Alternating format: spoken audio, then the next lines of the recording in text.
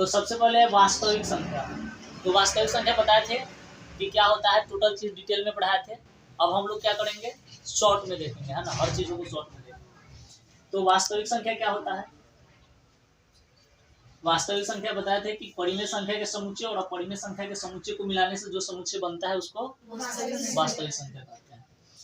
और साथ में ये भी बताए थे कि अगर मतलब कि वास्तविक संख्या वैसी संख्या होती है जिसका जो वर्ग होता है कभी भी ऋणात्मक पूर्णांक नहीं होता है। जैसे कि अगर रूट -5 है और इसका अगर हम स्क्वायर करेंगे तो ये आएगा -5, तो यह क्या हो जाएगा, और वास्तविक संख्या हो जाएगा। ये जो -√5 होगा ये वास्तविक संख्या नहीं होगा। ऐसे सारी जो संख्याएं होती है वो वास्तविक संख्या होती है, क्योंकि हम अभी वास्तविक संख्या का ही अध्ययन करते हैं।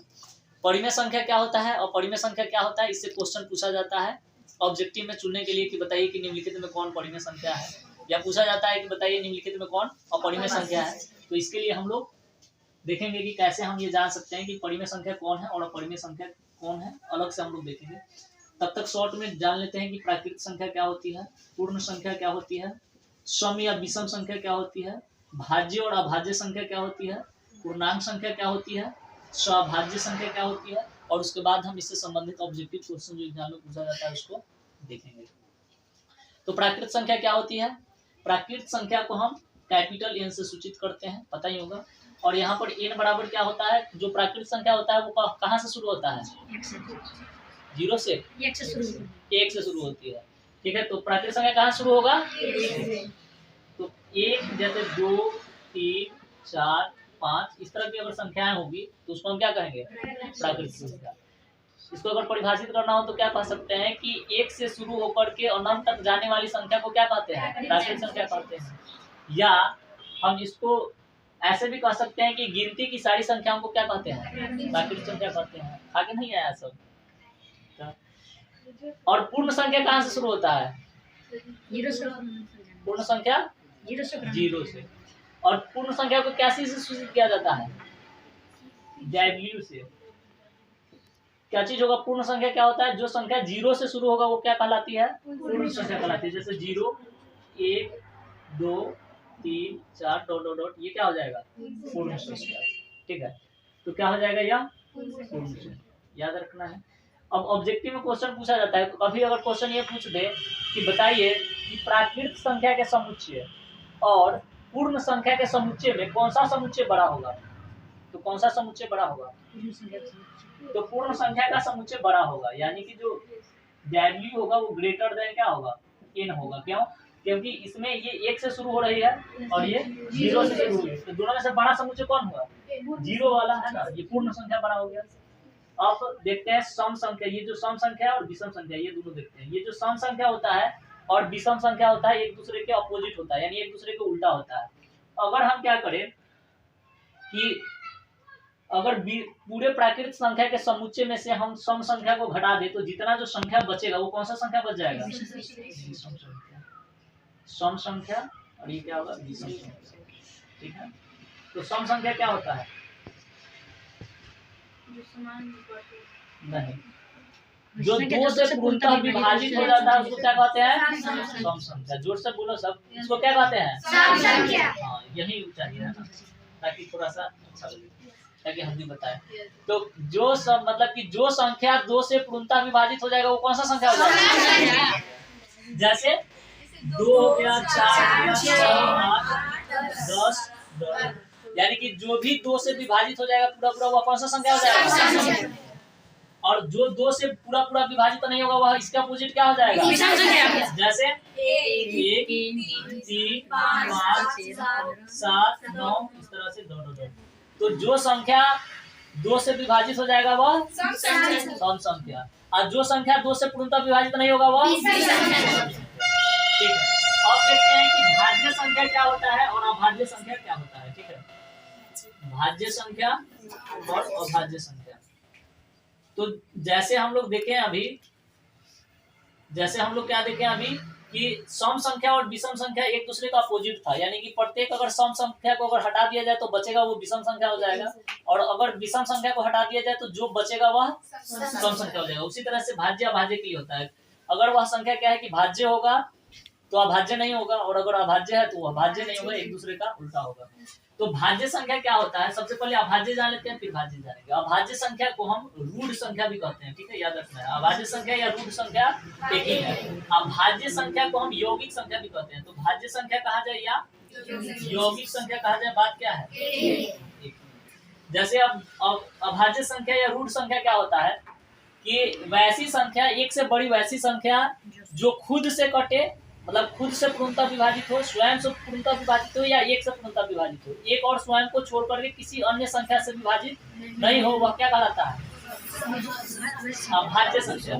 जैसे 2, अगर हम 2 को देखें तो वह क्या होगा, अभाज्य का मतलब क्या, जब भाग नहीं लगे। अभाज्य मतलब कि भाग किसी दूसरा अंक से लगे ही नहीं, या तो 2 से ही कटेगा नहीं तो 1 से कटेगा, तो यह क्या हो गया, अभाज्य संख्या।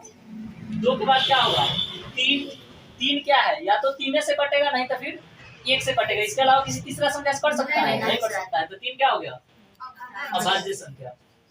और इसके उल्टा क्या होता है कि जो खुद और मतलब कि जो एक के अलावा और खुद के अलावा किसी अन्य अंक से भी विभाजित हो जाएगा, जिसको हम अभाज्य गुणनखंड के रूप में लिख सकेंगे, वह क्या हो जाएगा, भाज्य संख्या। भाज्य संख्या, ठीक है, या यौगिक संख्या। जैसे 4 क्या होगा, क्योंकि 4 जो है उसको हम 2 गुने 2 लिख सकते हैं, 2 गुना 2 कर क्या है 4, तो 4 क्या हो गया, भाज्य संख्या। अब 5 क्या होगा, अभाज्य संख्या। 5 के बाद 6 क्या होगा, भाज्य में चल जाएगा क्योंकि कटने वाला है। 7 अभाज्य संख्या, क्यों, क्योंकि ये कटने वाला नहीं है, 1 से कटेगा नहीं तो 7 से कटेगा। 8 क्या होगा, भाज्य संख्या में चला जाएगा 8। 9 क्या होगा, भाज्य होगा, 3 से कट जाएगा। 10 भाज्य होगा क्योंकि ये भी कट जाएगा, 2 और 5 से कट जाएगा। अब इसके अलावा यहाँ पर 11 क्या होगा, अभाज्य संख्या, क्योंकि 11 क्या होगा, या तो 1 से कटेगा नहीं तो 11 से, मतलब 1 से कटेगा नहीं तो 11 से कटेगा। 11 के बाद क्या होगा, अभाज्य संख्या 12 तो कट जाएगा, 12 नहीं 13 होगा। 13 के बाद 15 तो कट जाएगा, 3 और 5 से, तो 15 क्या होगा, भाज्य संख्या। 15 के बाद क्या होगा, 17। 17 के बाद 19 और उसके बाद 23 हो जाएगा। तो इस तरह से ये जो है, जो कटने वाला अंक नहीं होगा वह क्या हो जाएगा, अभाज्य संख्या, और जो कट जाएगा वह भाज्य संख्या। अब ये सब याद इसलिए रखना है क्योंकि कभी कभी याद रखना है, माध्य माध्यिका बहुलक ये सब क्वेश्चन में कभी कभी पूछ देगा कि प्रथम 5 प्राकृत संख्याओं का माध्य ज्ञात करे। तो कौन सा 5 प्राकृत संख्या लेंगे प्रथम, याद रखना है कि यही 5 ले लेंगे। तो ये इसलिए पता होना चाहिए कि प्रथम 5 संख्या का माध्य क्या होगा, तो इसको ये 5 ले लेंगे। पूछेगा कि प्रथम 5 पूर्ण संख्या का माध्य ज्ञात कीजिए, तो 0 से शुरू करेंगे। ऐसे भी पूछेगा कि प्रथम 5 सम संख्याओं का माध्य ज्ञात कीजिए, तो क्या होगा, इसको ले लेंगे। ये 2 4 5 6 8 10 इस तरह से। और अगर क्या है कि अगर पूछेगा कि विषम संख्या का माध्य ज्ञात कीजिए, तो क्या होगा, 1 3 5 7 9, तो इसलिए पता होना चाहिए कि प्रथम विषम संख्या क्या होगा। इस तरह से माध्य निकालने के लिए कह दिया जाता है। तो पांचों, इस पांचों को जोड़ेंगे और बटा 5 कर देंगे, माध्य निकल जाएगा। कभी कभी कहेगा कि प्रथम 5 अभाज्य संख्याओं का माध्य निकालें, तो इसमें क्या करेंगे, प्रथम अगर 5 अभाज्य संख्या लेना हो तो क्या लेंगे, 2 लेंगे, 3 5 7 11 इस तरह से लेंगे, इसको जोड़ेंगे, 5 से भाग कर देंगे, निकल जाएगा। इसलिए ये पता होना चाहिए। कभी कभी डायरेक्ट भी क्वेश्चन पूछता है, जैसे क्वेश्चन पूछ देगा कि निम्नलिखित में कौन अभाज्य संख्या है, और कोई एक अंक दे देगा, जैसे दे देगा 13 और 4 6 8 और 13 दे देगा, तो क्या आंसर होगा, 13 हो जाएगा। कभी कभी ऐसे भी कहे कि निम्नलिखित में कौन अभाज्य संख्या नहीं है, और दे देगा 11 13 17 और दे देगा 24, तो क्या होगा आंसर, 24 हो जाएगा। वो अभाज्य संख्या नहीं हुआ, पड़ जाने वाला होगा। अब देखते हैं पूर्णांक संख्या। पूर्णांक संख्या क्या होता है कि जब हम पूरा अंक को मिला देते हैं तो वह पूर्ण हो जाता है। जैसे कि ये जो था, ये जो 0 था ना प्राकृत संख्या, ये जो 0 वाला समुच्चय था, जैसे ये 0 था हमारे पास, 1 2 था, ये पूर्ण था, 1 2 3 4 5 6, इस तरह से ये सारा संख्या है। अगर हम इधर बढ़ेंगे तो क्या होता है, माइनस में होता है, -1 -2 -3 इस तरह से बढ़ते जाता है। तो जब हम धनात्मक प्राकृत संख्या के समुच्चय में माइनस वाला को ऋणात्मक प्राकृत संख्या के समुच्चय को मिला लेते हैं, तो यह जो अंक है पहले से क्या है, ये मान लेते हैं अधूरा था, है ना, अब क्या हो गया, पूरा हो गया, माइनस वाला भी मिला के, तो इसीलिए पूर्णांक कह देते हैं इसको। पूरा अंक मिला लिए, पूर्णांक हो गया। ऋणात्मक प्राकृत संख्या हो गया, और इधर क्या हो गया, 0 के इधर धनात्मक प्राकृत संख्या हो गया। तो इस तरह से अगर इसको परिभाषा लिखना हो तो क्या लिख सकते हैं कि ऋणात्मक प्राकृत संख्या धनात्मक प्राकृत संख्या तथा शून्य को मिलाने से जो समुच्चय बनता है उसे क्या कहते हैं? पूर्णांक संख्या कहते हैं। ठीक है, क्या कहते हैं? पूर्णांक संख्या। ठीक। अब हम देखते हैं सहभाज्य संख्या क्या होता है। ठीक है, सहभाज्य संख्या क्या होता है? याद है किसी को सहभाज्य संख्या क्या होता है? बताए थे पहले भी, अभी रिवीजन चल रहा है तो याद है किसी को? सहभाज्य संख्या क्या होता है? तो याद रखना है सहभाज्य संख्या, जैसे यहाँ पर अभाज्य था, ठीक है, लेकिन सहभाज्य संख्या, सहभाज्य संख्या वैसी संख्या को कहते हैं कि वैसी दो संख्या जिसका HCF क्या हो? एक हो। ठीक है, जिसका अगर हम महत्तम निकालेंगे तो क्या आएगा? एक आएगा। वैसे संख्या को क्या कहते हैं? सहभाज्य संख्या। या दो ऐसा संख्या जिसको हम क्या कर सकते हैं कि काट नहीं सकते हैं। ठीक है, जैसे कि अगर 16 है और अगर मान लेते हैं 25 है, तो ये दोनों का HCF हम निकालेंगे तो कितना आएगा? 16 और 25 का अगर हम HCF निकालेंगे तो एक आएगा, क्योंकि जो कॉमन होता है वही HCF आता है, महत्तम आता है ना। तो इसका महत्तम निकालेंगे एक आएगा, क्योंकि दोनों में कुछ कटने वाला अंक है। 16 और 25 एक दूसरे से कटेगा, एक के अलावा किसी अंक से नहीं कटेगा ये दोनों, तो इसलिए ये दोनों क्या हो गया? सहभाज्य संख्या। जैसे 7 और 8 क्या होगा? सहभाज्य संख्या।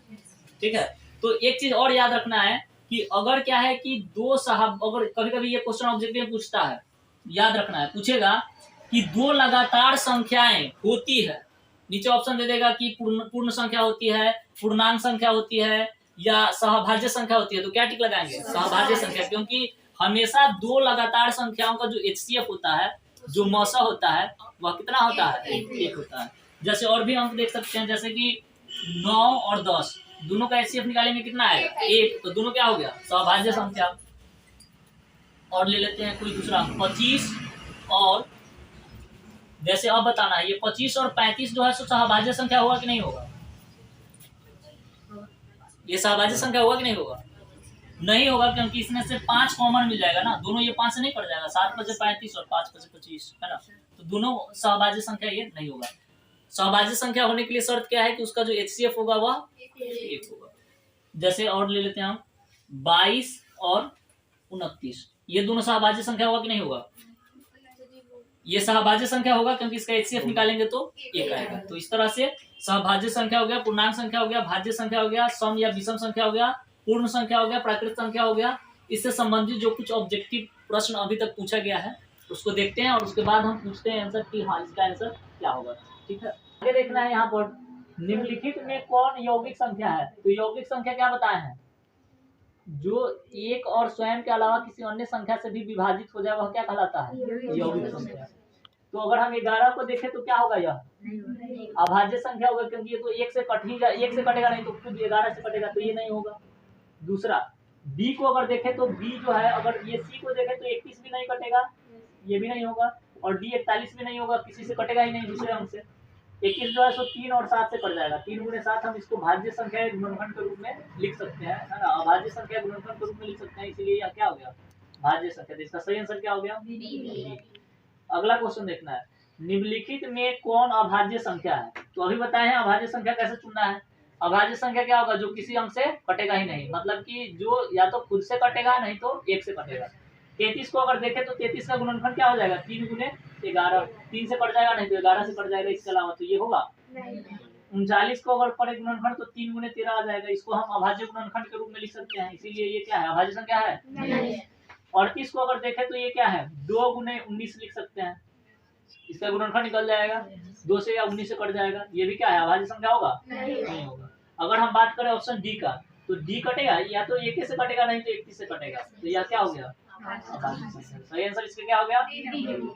अब देखना है, प्रत्येक परिमेय संख्या होती है, प्रत्येक परिमेय संख्या होती है, तो एक प्राकृत संख्या तो है वो भी प्राकृत संख्या होती है, लेकिन प्रत्येक परिमेय संख्या होती है, मतलब सब परिमेय संख्या क्या हो सकता है?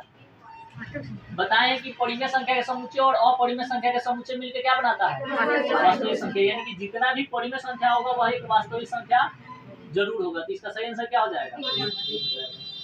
आगे है कि दो लगातार सम संख्याओं का मौसा होता है। दो लगातार सम संख्याओं का मौसा क्या होता है? तो अभी बताए थे थोड़ा देर पहले, कितना होता है? एक होता है। ये सारा क्वेश्चन जितना भी हम लिखे हैं अभी एग्जाम में पूछा जा चुका है, अगर फिर से पूछा जाता है तो याद रखना है। तो इसका सही आंसर क्या हो जाएगा? एक हो जाएगा। कभी भी अगर हम दो लगातार संख्या जैसे 6 और 7 हो गया, या कोई भी दो लगातार संख्या 13, 14, तो इसका अगर निकालेंगे HCF तो क्या आएगा, 1 आएगा हमेशा। तो ठीक है, इस तरह से। और आगे देखते हैं यूक्लिड विभाजन एल्गोरिथम से संबंधित प्रश्न ऑब्जेक्टिव।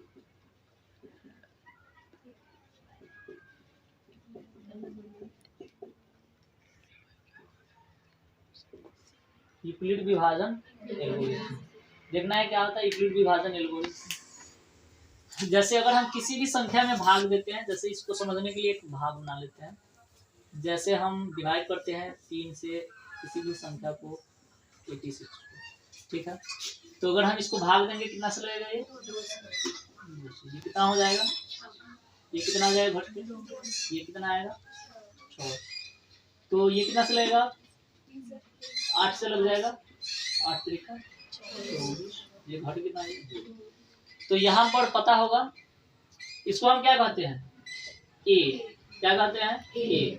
यानी कि जिसमें किसी भी संख्या में, जिस संख्या में भाग दिया जाता है किसी संख्या से, उसको हम क्या कहते हैं, ए। यानी कि ये वाला जो मान होता है ये क्या कहलाता है, ए कहलाता है। इसको हम बोलते हैं भाज्य, ठीक है। और जिससे भाग दिया जाता है उसको हम क्या कहते हैं, भाजक। इसको क्या कहते हैं, ऐसे सूचित क्या चीज से किया जाता है, बी से। और यहाँ पर जो है भागफल, भागफल को क्या चीज से सूचित करते हैं, ये सब बताए थे। भागफल को क्या चीज से सूचित करते हैं, क्यू से। कैसे सूचित करते हैं, और जो शेषफल होता है उसको क्या चीज से सूचित करते हैं, शेषफल को आर से सूचित किया जाता है, ठीक है। तो इस तरह से क्या होता है, ये यहाँ पर ये जो शेषफल हुआ वह क्या हो गया, ये आर हो गया, ये क्या हो गया क्यू, और ये बीच वाला ए, और ये बी। तो यूक्लिड विभाजन एल्गोरिथम क्या कहता है कि ए बराबर क्या होता है, बी क्यू प्लस आर, जहाँ जो 0 है वह क्या है, छोटा होगा आर से या बराबर होगा, और जो आर है हमेशा किससे छोटा होगा, बी से। तो ये याद रखना है। कभी कभी पूछ देगा ऑब्जेक्टिव में यूक्लिड विभाजन एल्गोरिथम का कथन है, और नीचे इसको दे देगा और यहाँ पर दे देगा कि जहाँ, और इसको उल्टा पुल्टा करके लिख देगा, जैसे कि इसको ऐसे घुमा के लिख दिया, या यहाँ पर बराबर दिया ही नहीं, और कहीं एक जगह सही लिखा रहेगा ये वाला, तो उसका जो सही आंसर हो जाएगा क्या हो जाएगा, जहाँ पर ये दिया रहेगा वहीं क्या हो जाएगा, उसका सही आंसर हो जाएगा, ठीक है। तो इसको याद रखना है। और फिर एक ऑब्जेक्टिव में क्वेश्चन हमेशा पूछा जाता है, बहुत महत्वपूर्ण है, पूछेगा कि यूक्लिड विभाजन एल्गोरिथम है, तो याद रखना है कि दो धनात्मक पूर्णांक संख्याओं के बीच में HCF निकालने का तकनीक है, ठीक है। इसके माध्यम से हम क्या करते हैं, HCF निकालते हैं।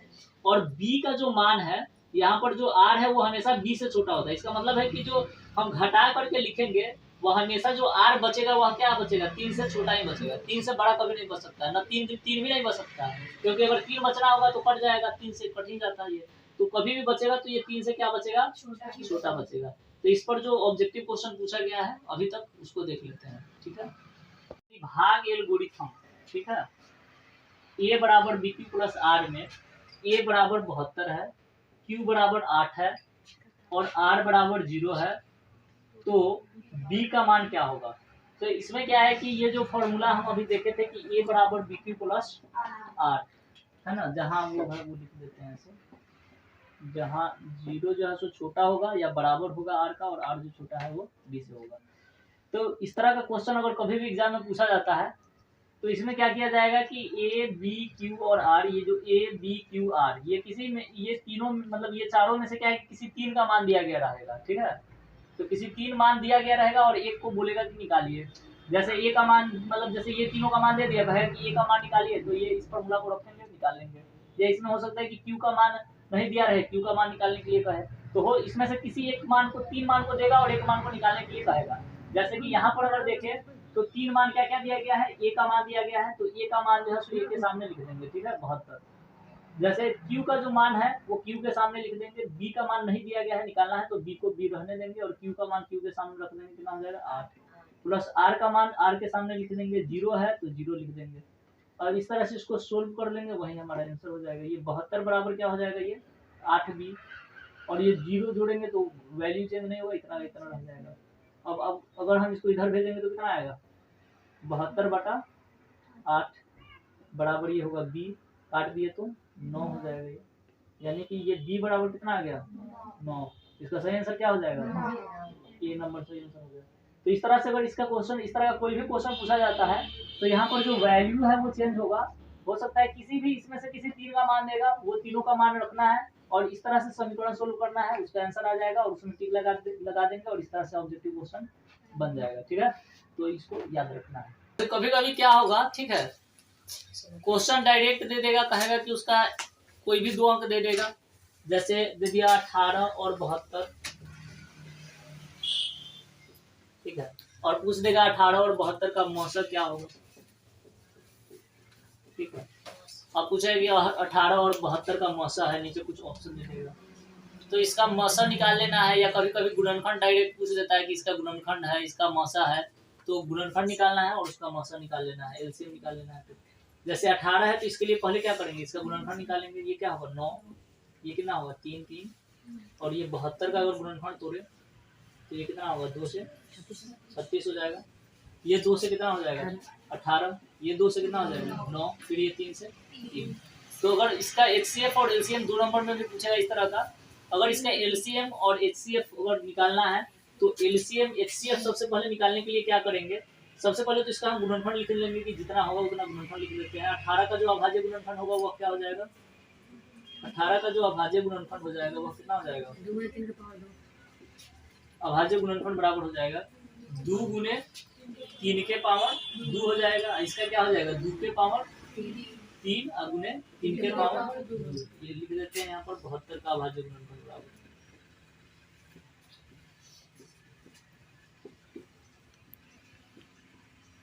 ठीक है, तो जब भी हमको एचसीएफ निकालना होगा, याद रखना है एचसीएफ निकालना है, जो दोनों में कॉमन होगा उसको लिख लेंगे, दोनों में, इसमें दोनों में 2 2 मिल रहा है, हम 2 को लिख दिए, दोनों में फिर क्या है 3 3 मिल रहा है, 3 को लिख दिए। अब क्या करेंगे कि जो एचसीएफ निकालना है तो उसमें छोटा घात जो भी होता है वह लिख देते हैं, तो छोटा घात 2 का छोटा घात 1 ही है और 3 का छोटा घात कितना है 2 है, दोनों में 2 है, तो 2 का छोटा घात रख दिए 1 और इसका छोटा घात 2 है तो 2 रख दिए। अब इसको गुना कर देंगे तो ये क्या हो जाएगा 2, और इसको 3 से गुना करेंगे, 3 को 2 बार गुना करेंगे 9 आ जाएगा, यानी कि ये क्या हो गया 18। तो इस तरह से इसका जो एचसीएफ हो गया वह क्या हो गया 18। और इसी का एलसीएम अगर हमको निकालना हो तब क्या होगा, यदि एलसीएम निकालना हो तो हम क्या करेंगे कि जितना भी संख्या उसमें रहेगा वो सबको लिख लेते हैं, यहाँ पर 5 7 3 2 जो भी होगा सब लिख लेंगे। तो सबसे पहले 2 और 3 ही है, इसके अलावा कुछ नहीं है, तो 2 और 3 लिख दिए। और एलसीएम निकालने के लिए हम क्या करेंगे, इसमें बड़ा घात दे देंगे, तो 2 का बड़ा घात कितना है 3 है तो 3 दे दिए, और यहाँ पर 3 का बड़ा घात कितना है 2 है तो 2 दे दिए। अगर इसको 3 बार गुना करेंगे तो कितना आएगा 8 आएगा, तो 8 लिख देंगे। और ये 3 का अगर 2 बार गुना करेंगे 3 को तो कितना आएगा 9। इस तरह से कितना आ गया इसका एलसीएम 72 आ गया। तो कभी कभी क्या होगा कि डायरेक्ट पूछ दिया जाएगा कि ये दोनों का एलसीएम निकालिए, तो इस तरह से कितना आ जाएगा अब 72 आ जाएगा, और एचसीएफ पूछ दिया गया तो 18 आ जाएगा। कभी कभी ऐसा भी देगा कि इन दोनों का एलसीएम और एचसीएफ का अनुपात कितना होगा, तो अनुपात कितना होगा अगर पूछा जाता है क्वेश्चन तो क्या करेंगे, इसको और इसको अनुपात निकालेंगे और बता देंगे कितना होगा अनुपात। ठीक है, तो इस तरह से क्वेश्चन पूछा जाएगा। अब एक इम्पोर्टेंट बात याद रखना है, कभी कभी क्या होगा कि दोनों का एचसीएफ और एलसीएम दे दिया गया रहेगा, पहला संख्या बताने के लिए कहेगा या दूसरा संख्या बताने के लिए कहेगा, ए बी का मान बताने के लिए कहेगा, तो ऐसे कंडीशन में ये फॉर्मूला याद रखना है। कौन सा याद रखना है कि किसी भी संख्या ए और बी का जो एचसीएफ होगा, ठीक है, अगर कोई 2 संख्या है, ठीक है, कोई 2 संख्या अगर है ए कोमा बी और उसका जो है सो एचसीएफ दिया गया है, और उसका कोई और भी संख्या है ए गुना बी और उसका एलसीएम दिया गया है, तो एचसीएफ गुने एलसीएम जो होगा ये बराबर होता है ए गुने बी का। सीधा सीधा भी कभी कभी ऑब्जेक्टिव क्वेश्चन पूछ दिया जाएगा। ठीक है, जैसे पूछ दिया जाएगा कि 2 धनात्मक पूर्णांक ए तथा बी के लिए एचसीएफ ए कोमा बी गुना एलसीएम ए कोमा बी बराबर क्या होगा, ए कोमा ए गुना बी। ठीक है, तो उसमें ऑप्शन दे देगा, जैसे ऐसे ऑप्शन दे देगा ए बटा बी, फिर ऑप्शन दे देगा ए जोड़ बी, फिर ऑप्शन दे देगा ए गुना बी, और फिर दे देगा ए घटाओ बी। तो हम क्या चीज में टिक लगाएंगे ए गुना बी।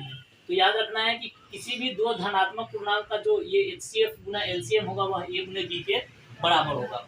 और इसी में क्या करेगा कभी कभी, ठीक है, इसमें कभी कभी क्या करेगा कि इसमें क्या करेगा कभी कभी कि ए और बी का मान दे देगा और एक एचसीएफ का मान दे देगा, कहेगा कि एलसीएम निकालिए, एलसीएम और एचसीएफ का मान दे देगा और ए का मान दे देगा, कहेगा कि बी का मान निकालिए। तो उसके लिए सीधा सा कुछ नहीं करना है, उधर उसका जो भी निकालना रहेगा अगर क्या है कि मौसा और लसा दिया गया है तो इसमें हम क्या करेंगे कि मौसा गुना लसा कर देंगे और बटा जो वो दोनों में से कोई भी एक संख्या दिया गया रहेगा, अगर ए दिया है तो बी बटा कर देंगे, बी दिया गया रहेगा तो बटा ए कर देंगे और इसको डायरेक्ट निकाल देंगे।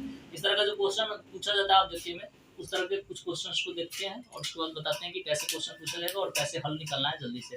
ठीक, महत्तम समवर्तक, ठीक है, महत्तम समवर्तक पी क्यू, यानी कि मौसा पी क्यू का मौसा गुने पी क्यू का लसा, यानी लघुत्तम समवर्तक पी क्यू का जो गुणनफल होगा किसके बराबर होगा, यानी कि ये दो संख्या पी और क्यू दिया गया है, दोनों का मौसा दिया गया है और लसा दिया गया है, दोनों का जो गुणनफल है वो दिया गया है।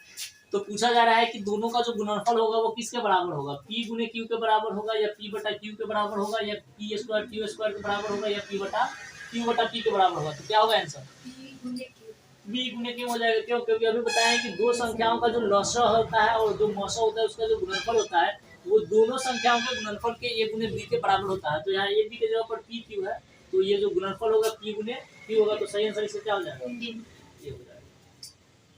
आगे देखना है दूसरा क्वेश्चन और उसके बाद बताना है इसका आंसर क्या होगा। क्वेश्चन है कि यदि पी और क्यू दो सहभाज्य संख्या है तो उनका मौसा होगा। कुछ देर पहले बताए थे कि यदि पी और क्यू जो दो सहभाज्य संख्या है तो क्या होगा, उसका मौसा एक हो जाएगा।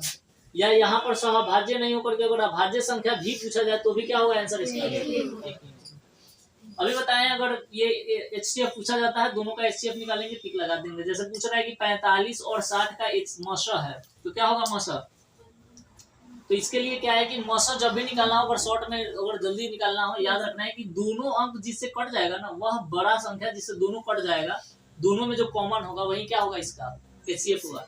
जैसे ये 15 से कट जाएगा, 15 गुना 3, 15 3 45 और ये 15 चौका 60, दोनों 15 से कट जा रहा है, दोनों में कॉमन क्या है 15, तो जो कॉमन होता है वही क्या हो जाता है इसका एचसीएफ हो जाता है। जो दोनों में जो हाईएस्ट कॉमन होगा है ना, एचसीएफ का मतलब होता है कि हाईएस्ट कॉमन फैक्टर, जो दोनों में हाईएस्ट कॉमन होगा वही क्या हो जाता है इसका आंसर हो जाता है। तो इसका सही आंसर क्या हो जाएगा 15। ठीक है, आगे देखना है। अगला क्वेश्चन है यहाँ पर कि दो लगातार सम संख्याओं का मौसा होता है, तो अब बताना है क्या होगा, दो लगातार सम संख्याओं का मौसा क्या होगा, क्या होगा साहिल, दो लगातार सम संख्याओं का मौसा क्या होगा, एक होगा, क्या एक होगा, एक कैसे होगा देखना है। अगर वैसे अगर इस तरह का कोई क्वेश्चन दे दे सम संख्या विषम संख्या कुछ भी कंफ्यूजन हो तो क्या करना है कि एक अपने से मन में एग्जाम्पल सोचना है और उसके बाद उसको सोल्व करके देख लेना है। जैसे दो लगातार संख्या हम कुछ भी मान लेते हैं, दो लगातार सम संख्या कुछ भी मान लेते हैं 2 और 4, इसका जब हम एचसीएफ निकालेंगे तो कितना आएगा, दो आएगा। इसका सही आंसर क्या हो जाएगा, 2। तो जब भी दो लगातार संख्या है और वो भी सम है तो दोनों में कॉमन क्या होगा 2 होगा और जो कॉमन होगा हाईएस्ट कॉमन होगा वही आंसर होता है। तो ये क्या हो जाएगा हमेशा 2 हो जाएगा। आगे देखते हैं। अगला क्वेश्चन है कि दो संख्याओं का गुणनफल दिया गया है और उसमें से उनका एचसीएफ दिया गया है तो उनका एलसीएम क्या होगा। तो याद रखना है जो भी याद निकालने के लिए दे, अगर एलसीएम निकालने के लिए दे रहा है, ठीक है, एलसीएम निकालने के लिए दे रहा है तो ऊपर दोनों का गुणनफल करेंगे बटा एचसीएफ कर देंगे, ठीक है, जो ए बी का एचसीएफ होगा एचसीएफ कर देंगे। तो दोनों का गुणनफल ऑलरेडी दिया गया है कितना 8670, तो यहाँ पर कर देंगे क्या 8670, अब बटा में जो एचसीएफ दिया रहेगा वो कर देंगे 17। ये क्या होगा काट देंगे इसको, ये आ जाएगा इतना, इसका सही आंसर क्या हो जाएगा 210। एक चीज यहाँ पर ध्यान देना है, क्या है 510, हाँ भाई 510 जो भी हो तो 510 हो जाएगा, डी आंसर सही हो जाएगा इसका।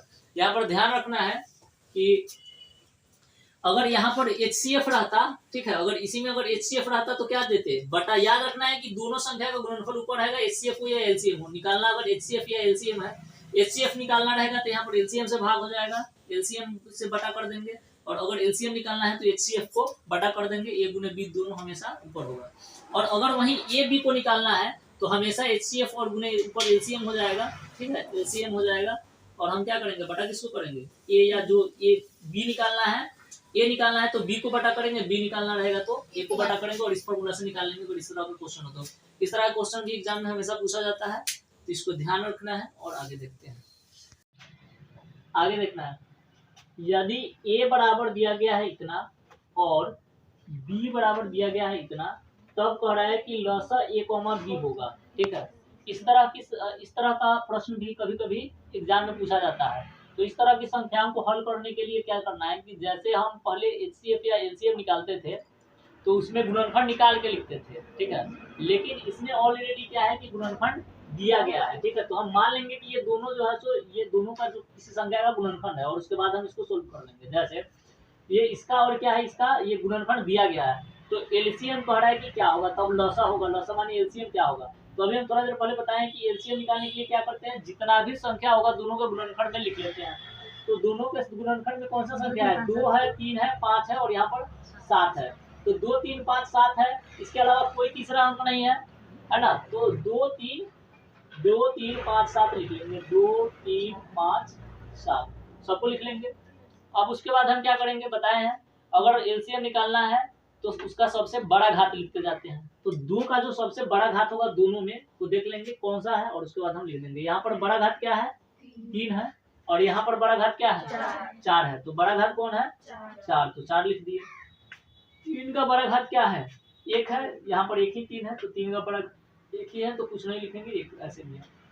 5 का बड़ा घात क्या है, 1 ही है तो 1 ही रहने देंगे। 7 का भी बड़ा घात 1 ही है तो 1 ही रहने देंगे। और उसके बाद क्या करेंगे, सबको गुना करके लिख देंगे। तो जब 2 के पावर 4 है यानी कि 2 के 4 में गुना करेंगे, 2 गुने 2 गुने 2 गुने 2 कितना आ जाएगा, 16 आ जाएगा। अब गुने इसी तरह से हम फिर 3 करेंगे और फिर गुना 5 और गुना 7 करेंगे, कितना आ जाएगा, सबको गुना करके लिख लेंगे, जितना आ जाएगा उसमें टिक लगा देंगे। तो ये 16 में 5 से कर देंगे तो 80 हो जाएगा और फिर इसमें 21 से कर देंगे, जो आएगा लिख देंगे। तो ये जो है सो 1680 आ जाएगा गुना करने के बाद, है ना। तो ये इतना आंसर, तो इसका सही आंसर क्या हो जाएगा, 1680। तो इस तरह से बना लेंगे। तो अगर एलसीएम इस तरह का दे देता है तो गुणनफल तोड़ा हुआ देता है, ए बी देता है और एलसीएम पूछता है तो घबराना नहीं है देख करके कि हाँ अब इसका एलसीएम कैसे निकाले। ये वही प्रोसेस से निकलेगा जैसे कि हम एलसीएम निकालना बताए हैं। फर्क इतना है कि उसमें हम गुणनफल निकालते थे और इसमें ऑलरेडी गुणनफल लिख दिया गया है। ठीक है, आगे देखना है, इसका जो है सो वैल्यू बताना है ये कितना होगा। तो याद रखना है 0 नहीं होगा, याद रखना है किसी भी संख्या का यदि पावर 0 हो तो उसका वैल्यू कितना हो जाता है, 1, उसका मान कितना हो जाता है, 1 हो जाता है। तो 8 के पावर 0 का मान क्या हो जाएगा, 1, और गुना 2 के पावर 0 है तो इसका भी मान कितना हो जाएगा, 1। और जब हम 1 और 1 को गुना करेंगे तो कितना आएगा, 1। तो आंसर कितना होगा, 1, सब में 1 है ना। तो इस तरह से इसका सही आंसर हो गया 1। तो इस तरह का क्वेश्चन पूछेगा तो ऐसे लगा लेना है। और इस तरह का क्वेश्चन भी कभी कभी एग्जाम में पूछा जाता है। ऐसा क्वेश्चन देख करके घबराना नहीं है, टेंशन नहीं लेना है, काफी सिंपल क्वेश्चन है। केवल इसका गुणनफल निकालेंगे और घात देख लेंगे कि कितना बढ़ा रहा है। ऐसा पूछ देगा क्वेश्चन कि 234 के अभाज्य गुणनखंडों में 3 का घात क्या है। ठीक है, 234 के अभाज्य गुणनखंडों में 3 का घात क्या है। तो इसमें क्या होगा घात, तो घात जानने के लिए सबसे पहले क्या करेंगे, इसका गुणनफल निकालेंगे और देखेंगे कि इसका घात क्या होगा। गुणनफल हम यहाँ पर निकाल देते हैं। ठीक है, 234 का गुणनफल कितना है, 2 से देंगे कितना हो जाएगा, 1 और ये 1 हो जाएगा, फिर ये 1 हो जाएगा, ये 7 आ जाएगा, 117। फिर कितना से लगेगा, 3 से, ये कितना हो जाएगा, 3 9 39 हो जाएगा, 3 से हो जाएगा, फिर ये 13। तो यहाँ पर जो 3 का घात होगा वो कितना होगा, अगर हम 234 बराबर लिखेंगे यहाँ पर कितना लिखेंगे, 2 गुना 3 के पावर 2 गुने 13। तो 3 के पावर कितना हुआ, 2 हुआ। तो जब 3 के पावर 2 है तो इसका 3 का जो घातांक हो गया वो कितना हो गया, 2 हो गया। तो इसका सही आंसर क्या हो जाएगा, सी नंबर 2 हो जाएगा। सेम उसी तरह का ये क्वेश्चन है, बताना है कितना होगा आंसर 144 का गुणनफल तोड़ के 2 का घात कितना होगा, इसमें 2 का घात कितना होगा बताना है, कितना होगा देख लेना है। 4 होगा, तोड़ के देख लेते हैं। ये कितना आ जाएगा, 2 आएगा, 72 हो जाएगा। 2 से देंगे फिर 36 आ जाएगा, फिर 2 से देंगे कितना होगा, 18 हो जाएगा, फिर 2 से देंगे 9 हो जाएगा, फिर ये 3 से देंगे 3 आ जाएगा। तो यहाँ पर 2 का जो घात है वह कितना होगा, 4 बार आ रहा है, यानी 2 का जो घात होगा वह कितना हो जाएगा, 4 हो जाएगा। तो इस तरह से इस तरह का भी क्वेश्चन पूछा जाएगा तो आप आसानी से सोल्व कर सकते हैं। अब देखते हैं कि फिर परिमेय संख्या और अपरिमेय संख्या से बहुत सारा क्वेश्चन पूछा जाता है हर साल, मतलब एग्जाम में 1 2 3 क्वेश्चन आता है परिमेय संख्या और अपरिमेय संख्या चुनने के लिए। तो अब देखते हैं कि हम परिमेय संख्या और अपरिमेय संख्या से संबंधित क्वेश्चन पूछा जाता है तो हम उसको कैसे सुनेंगे, कौन परिमेय संख्या होता है और कौन अपरिमेय संख्या होता है। देखना है परिमेय संख्या और अपरिमेय संख्या क्या होता है, काफी सिंपल है परिमेय संख्या अपरिमेय संख्या। अगर क्या है कि कोई संख्या को अगर हम p बटा q के रूप में लिख सकते हैं, जैसे 2/1 है, या अगर 5 भी है तो भी ये परिमेय है, क्योंकि p बटा q के रूप में लिखा जा सकता है। 5 क्या हो गया, परिमेय संख्या। तो जो भी इस तरह का संख्या है, जैसे 6/3 या 6/7/5, तो कोई भी संख्या है वो हम बटा में है तो उसको हम क्या कहते हैं, परिमेय संख्या। लेकिन क्या है कि अगर वही संख्या हो, कोई भी ऐसा संख्या हो और वह रूट में हो, तो वह क्या हो जाएगा, अपरिमेय संख्या। शर्त यहाँ पर यह है कि वह जो है पूर्ण घन नहीं होना चाहिए, मतलब उसका पूरा पूरा वर्गमूल पूर्ण वर्ग नहीं होना चाहिए, उसका पूरा पूरा जो वर्गमूल है नहीं निकलना चाहिए। जैसे √5 क्या होगा, अपरिमेय संख्या। √6 √7 ये क्या होगा, अपरिमेय संख्या। ठीक है, तो इस तरह से हम जान जाते हैं कि कौन परिमेय संख्या है, कौन अपरिमेय संख्या है। लेकिन कभी कभी ऐसा देगा, जैसे रूट दे दिया और साथ में दे दिया 25, तो √25 क्या होगा, परिमेय संख्या। परिमेय संख्या या अपरिमेय संख्या, परिमेय संख्या होगा। क्यों, क्योंकि इसका जब हम वर्गमूल निकालेंगे तो क्या आ जाएगा, 5 आ जाएगा, और 5 कौन सा संख्या होगा, परिमेय संख्या। तो याद रखना है, अगर उसका वर्गमूल निकल जाएगा, ठीक है, अगर वर्गमूल निकल जाएगा, जैसे √9 हुआ, वर्गमूल निकल के 3 आ गया, तो यह क्या हो जाएगा, परिमेय संख्या। तो अगर वर्गमूल निकल जा रहा है तो वह हो जाएगा परिमेय संख्या, और अगर वह वर्गमूल नहीं निकल रहा है, पूर्ण वर्ग नहीं है, तो वह क्या हो जाएगा। कभी कभी बटा में जैसे ऐसे दे देगा, जैसे दे देगा 2√3, जिसको हम काट के लिख सकते हैं, तो वह क्या होगा, जैसे √3 और ये √3 कट गया, कौन सा संख्या बचा, क्या 2/1, या कौन सा संख्या हो जाएगा, कौन सा संख्या होगा, परिमेय संख्या। ठीक है, तो इस तरह से पहले काटेंगे, उसको देख लेंगे, या वर्गमूल में होगा तो वर्गमूल निकालेंगे, और उसके बाद बताएंगे कि वह परिमेय संख्या है कि अपरिमेय संख्या है। जैसे और अंक देखना है, अगर दे दिया गया रूट बटा में दे दिया गया 16/25, ये अब बताना है परिमेय संख्या होगा कि अपरिमेय संख्या होगा, परिमेय होगा, क्योंकि इसका वर्गमूल निकल के आ जाएगा 4, और इसका वर्गमूल निकल के आ जाएगा 5, और इस तरह से ये क्या हो जाएगा, 5/4, परिमेय या अपरिमेय, परिमेय संख्या हो जाएगा। ठीक है, एक चीज और ध्यान देना है, कभी कभी ऐसा भी क्वेश्चन पूछेगा, और अगर क्या है कि जैसे √3 क्या है, तो √3 कौन सा संख्या है, परिमेय संख्या क्या अपरिमेय संख्या, अपरिमेय संख्या। और वही तो √3 पूछेगा तो क्या टिक लगाएंगे, अपरिमेय संख्या। लेकिन कभी कभी क्वेश्चन ऐसे देता है, जैसे दे देगा 2 + √3, तो यह क्या होगा, अपरिमेय संख्या होगी या परिमेय संख्या, अपरिमेय संख्या। याद रखना है, अपरिमेय संख्या हो जाएगा। ठीक है, याद रखना है, 2 क्या है, परिमेय संख्या क्या अपरिमेय संख्या, परिमेय संख्या है, और ये √3 क्या है, अपरिमेय संख्या। तो याद रखना है, अपरिमेय संख्या में जैसे जो √3 है वह क्या है, अपरिमेय संख्या। तो अपरिमेय संख्या में कोई भी परिमेय संख्या जोड़ा जाए या घटाया जाए या गुना किया जाए या भाग किया जाए, वह जो नया संख्या जो बना हुआ दोनों नया संख्या होगा, वह क्या होगा, हमेशा अपरिमेय भी होगा। ठीक है, तो जैसे अगर यहाँ पर दे दे कि 2 घटाओ √3 दे दे, तभी ये क्या होगा, अपरिमेय संख्या। √3/2 दे दे, क्या होगा, अपरिमेय संख्या। किसी भी परिमेय संख्या से अपरिमेय संख्या में जोड़ किया जाए, घटाव किया जाए या गुना किया जाए, वो उस पूरे संख्या को अपरिमेय बना देता है। ठीक है, अपरिमेय संख्या किस तरह से है, पुष्पराज की तरह है, तो होता है ना पुष्पराज, झुकेगा नहीं, उसी तरह से अपरिमेय संख्या भी क्या है, पुष्पराज की तरह झुकेगा नहीं, है ना। वह चाहे इसके परिमेय को जोड़ा जाए, चाहे घटाया जाए, चाहे गुना किया जाए, चाहे भाग किया जाए, वो हमेशा क्या रहेगा, अपरिमेय संख्या ही रहेगा, वो झुकेगा नहीं, है ना, वो पुष्पराज है। जो अपरिमेय संख्या वो क्या है, अपरिमेय संख्या जो है वो पुष्पराज की तरह है, चाहे इसमें परिमेय संख्या को जोड़ा जाए, चाहे परिमेय संख्या को घटाया जाए, चाहे परिमेय संख्या से भाग किया जाए, या जैसे 2√3 परिमेय संख्या से गुना भी कर दिया जाए, वह क्या रहेगा, हमेशा अपरिमेय संख्या, वो पुष्पराज की तरह है। चाहे परिमेय संख्या आगे कुछ भी कर दे, जोड़ दे, घटा दे, गुना कर दे, भाग कर दे, वह झुकेगा नहीं, अपरिमेय का अपरिमेय ही रहेगा। तो इस तरह से क्या है, ये अपरिमेय संख्या हो जाएगा। तो इस तरह का ऑब्जेक्टिव बहुत सारा क्वेश्चन पूछा जाता है, तो देख लेते हैं उसको। है कि देखना 2 + √2 है, तभी बताए हैं √2 क्या है, अपरिमेय संख्या। अपरिमेय संख्या में कोई भी संख्या जोड़े अपरिमेय ही रहेगा, तो यह इसमें कौन सा आंसर सही होगा, एक अपरिमेय संख्या। तो याद रखना है टिक लगाने के लिए। दूसरा है यहाँ पर कि निम्नलिखित में कौन अपरिमेय संख्या है, तो इसमें चुन के देखना है कि अपरिमेय संख्या कौन है। तो ये जो है 149 है, इसका अगर हम निकालेंगे वर्गमूल तो निकल के कितना आ जाएगा, 7। तो ये कौन सा संख्या हो गया, परिमेय संख्या हो गया ना, वर्गमूल निकल गया 7 हो गया, क्या हो गया, परिमेय संख्या। हमको अपरिमेय चुनना है। इसका भी वर्गमूल 6 निकल जाएगा, ये भी नहीं होगा। इसका वर्गमूल निकालेंगे तो ये 3√3 आ जाएगा, तो यह क्या हो गया, अपरिमेय संख्या। इसका निकालेंगे तो क्या आ जाएगा, 4 आ जाएगा। तो ये जो है सो सी नंबर इसका।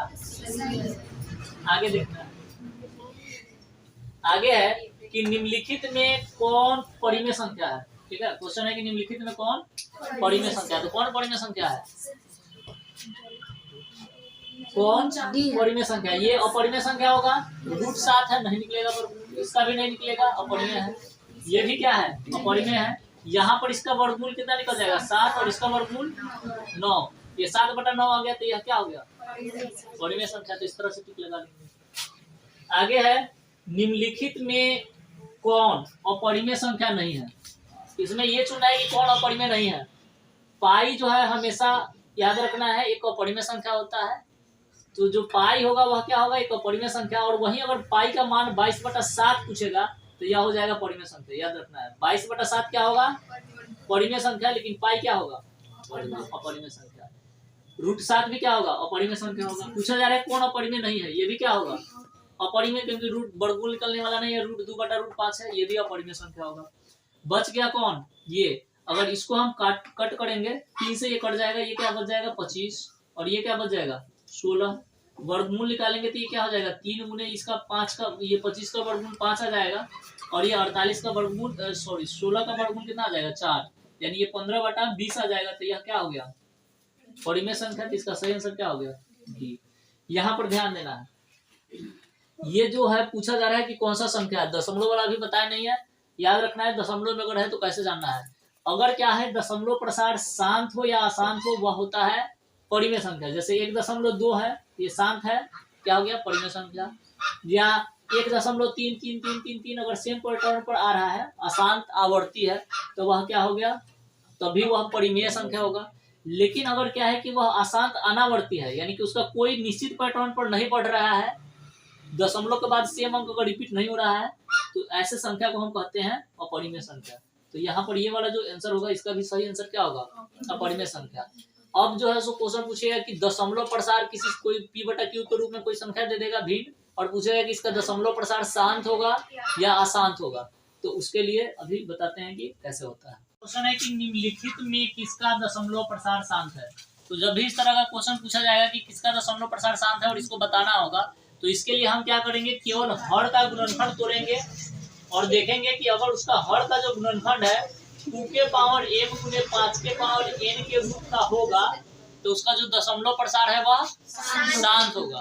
अगर 2 के पावर m गुने 5 के पावर n के रूप का नहीं होगा, तो दशमलव प्रसार अशांत होगा।